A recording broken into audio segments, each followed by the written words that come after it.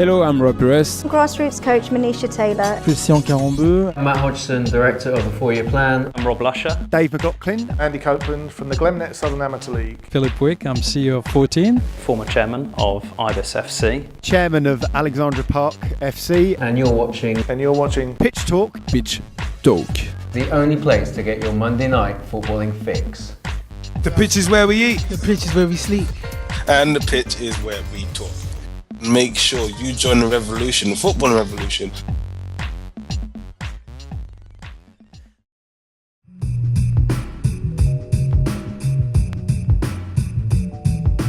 It's a great shout.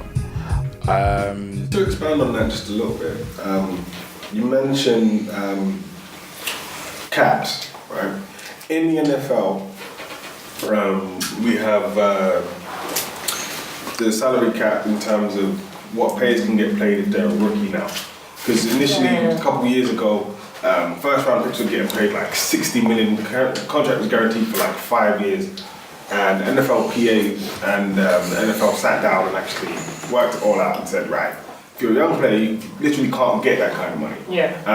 Do you think that some sort of wage structure and salary cap for the players in terms of wages would be beneficial, and do you think that would change young players' attitudes towards the game in that it would be less money orientated but more about, as you say, playing football as opposed to earning money? Yeah, exactly. But well, that's it. You look at each player and you think, play for it.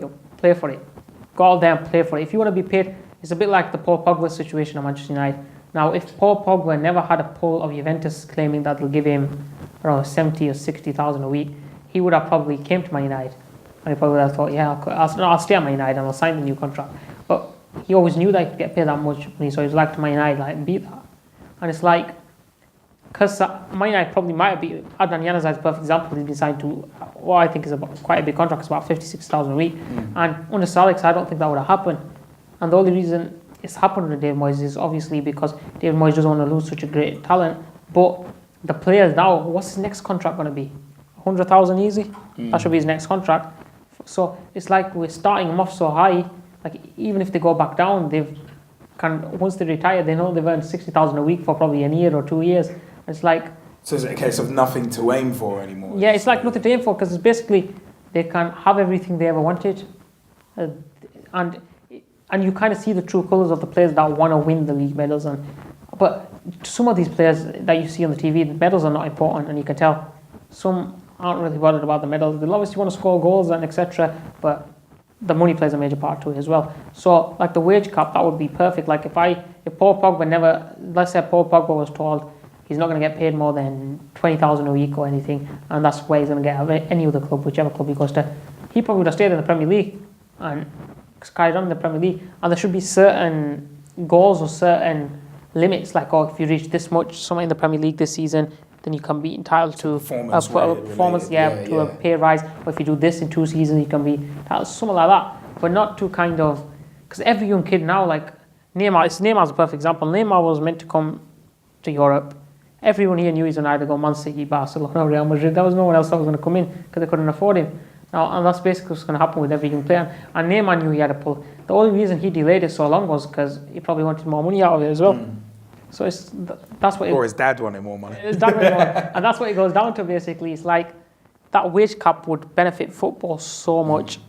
But then I suppose with one of the things that would kind of prohibit a wage cap would be, I think it's European employment law or something like that. You can't limit what a person can earn. So I guess the powers that be in football are gonna have a real struggle trying to circumvent that. To fix that, they're gonna have to kind of go up there and speak there. So it's one of these things where it's difficult to do. It would be brilliant. It would be fantastic, because what it would do to the game would be, it would make the younger kids think, even though you're a young pro, to earn the money you want to earn, you've still got to work hard. And that would be perfect, because then you'll see young players like go all the way and try to earn as much money as they can. But right now you have young players that are like content with what they're on, and they're happy to finish their career tomorrow if they would, you know what I mean? They've earned the monies, most of them. Like Neymar, to me, he could retire in the next 3 years if he wanted to, and he'd be made for the rest of his life. And that's shocking, because how old is he? 21, 22? Yeah, 21. And that's shocking, and that's so I think it would be it would be a massive benefit, but I doubt it'll ever happen. With the media as well, the media plays a massive part. The media's evolving in football has everything's right. The price has gone insane, like to get Premier League rights. Do you think the media has a negative effect on football? Yeah, I know, because I would say in terms of everything's gone up, like because buying the rights is like it's a bit like all the media outlets don't want to lose to each other. Yeah. So it's like it's a bit of it's like their Premier League when it comes to the buying the rights. So that's their moment, like, and they don't kind of think about the money they're going in with. I know they earn a lot of money, but it's like they're not thinking of how much are we actually paying for the rights. But the Premier League knows, like, I bet the Premier League has a party just before the Premier League rights are about to be sold, because they know it's going to be sold for massive amounts of money, and that's the thing. And if it was like 3 o'clock on a Saturday, everyone play, and then you have match of the day. That'd be unbelievable to think that if it went like that, and then everyone would look at match of the day. But it's not going to go like that again. Now, like, I would not be surprised if 10 years down the line, every football game's live. I wouldn't be surprised if it went to that point where you could watch every game live at 3 o'clock, and that kind of vibe that you get off final score and all that will be completely gone. That's right, And that you don't want it, because that kind of thing, not knowing what's actually happening, but being involved in the game still somehow, and then being excited to watch match of the day is how we've grown up. You know what I mean? And to think match of the day is a national institution. To think that Chelsea, Newcastle will be playing, and Man United, Tottenham, and it's on the like same time, exactly the same day, you think to yourself, pointless, but